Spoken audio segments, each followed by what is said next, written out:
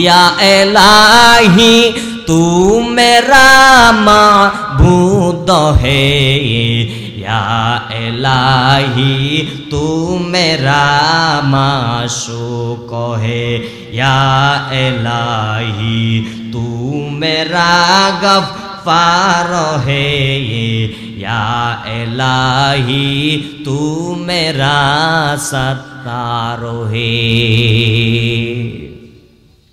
এরে পর্দার আড়ালের মা ও যুবক ও বৃদ্ধ বাবাজি ও খান্দুরার মুসলমান,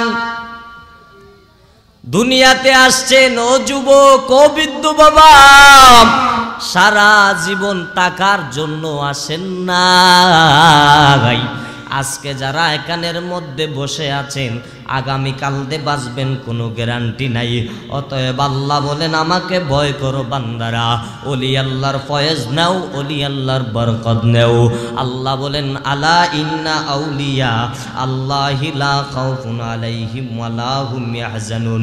আল্লাহর ওলি যারা তাদের কোনো ভয় নাই, তাদের কোনো চিন্তা নাই।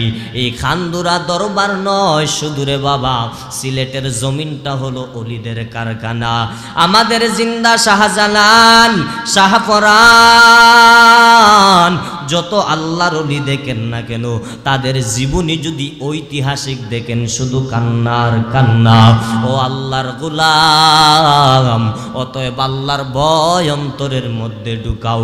আর এখনো যারা রাস্তায় আচরে বাবা, তাড়াতাড়ি জান্নাতের বাগানে ঢুকে যাও। যারা বাহিরে আছো তোমাদের কপাল ভালো না কেন? মদিনার নবী কয় যদি প্যান্ডেলের ভিতরের মধ্যে ঢুকে যাও, বাহিরটা জান্নাতের বাগান সাজানো হয় না। ওরে আল্লাহর গোলাম, প্যান্ডেলের ভিতরে ঢুকতে দেরি হবে, আমার আল্লাহ কয় বান্দার সগীরা গুনাহ মাফ করতে দেরি করবে না। ঘোষণা কার বলেন তো? মদিনার নবীর। যেই নবীর আদর্শ মাইনা আবু বকর পাইছে জান্নাত, উমরের মতো বান্দা নবীর গর্দান আনার জন্য দৌড়ায়। হঠাৎ করে উমর নবীর চেহারা দেখা কালেমা পড়ে মুসলমান হয়ে যায়। যেই উমরের মতো সন্ত্রাসী পৃথিবীতে কেউ নাই। আবু জাহেল কয় যারা মুহাম্মদের কল্যাণ বাপ, আমি 100টা লালুট পুরস্কার দিব। কেউ সাবাস করে না আমার নবীর কল্যাণের জন্য। কিন্তু আবু জাহেল মার্কার কথা শুই না উমরের মতো ব্যক্তিটা পাগল হয়ে গেল। উমর ডাক দিয়া কয় আমি মুহাম্মদের কল্যাণ আনার জন্য দৌড়াবো, এবার আমার নবীর কল্যাণ আনার জন্য যায়। একজনে রাস্তার মধ্যে ডাক দিয়া কয় উমর মাথা গরম করে তুমি কোথায় যাও? উমর কয় আমি মুহাম্মদের কল্যাণ আনার জন্য যাব। মুহাম্মদের কল্যাণ পরে আনরে উমর, তোমার ঘরের মধ্যে আপন বোন কালেমা পড়ে মুসলমান হয়ে গেছে। উমরের মাথা গরম।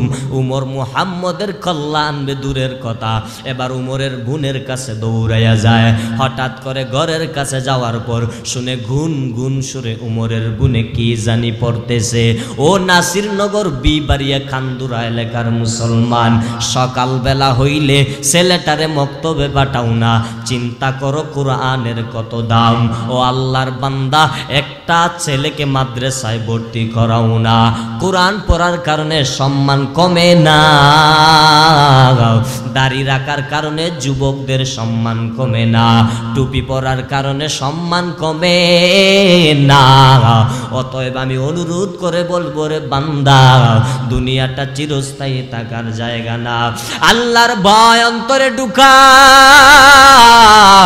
উমরের মতো বান্দা নবীরে বাইনা মুসলমান হইয়া দাম কেমন দামি উমর।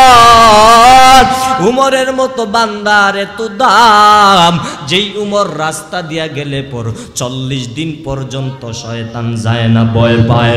ওই উমরের মতো বান্দা কালেমা পড়ে মুসলমান হয়ে গেল। ওরে আমার আম্মা জান, অনুরোধ করমু রে মা, একটা সন্তান রে হলো মাদ্রাসায় ভর্তি করাবাম।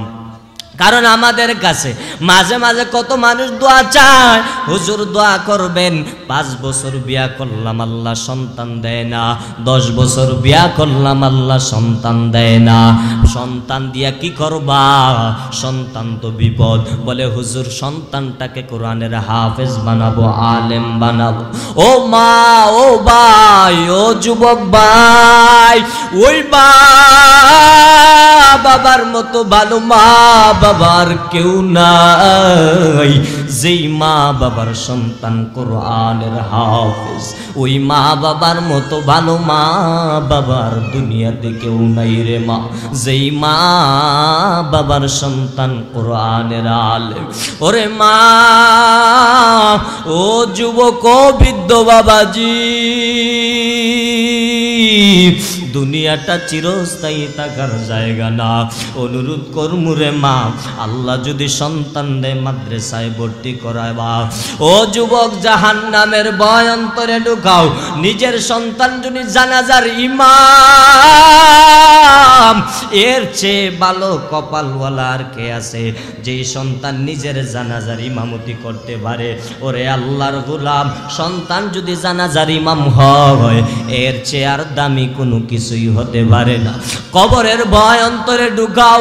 তোমার আপন ভাই অন্ধকার কবরে যাব না, মা কবরে যাইব না, সন্তান কবরে যাব না রে যুবক। অন্ধকার কবরে একা একা তুমি চলে যাইবা।